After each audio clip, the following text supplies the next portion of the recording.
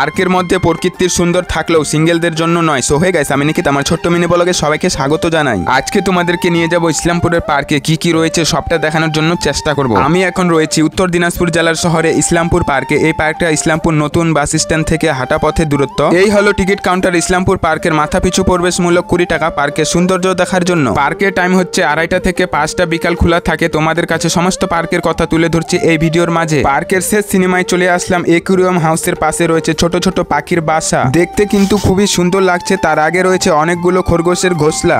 পার্কের মধ্যে অনেক কিছু লেখা রয়েছে। এখানটায় লেখা রয়েছে আপনার ব্যবহারেই আপনার পরিচয়, ফুলে গাছে হাত দিবেন না। শিক্ষিত গাছ, ফুলে হাত কেন, কিছুতেই দিব না। পার্কের প্রত্যেকটা জায়গা গাছের ডিজাইন দিয়ে করা হয়েছে, আর প্রত্যেকটা জায়গায় পার্কে নিব্বা রয়েছে। এই পার্কটা সিঙ্গেলদের জন্য না, আসলে জীবনসঙ্গী নিয়ে আসবে।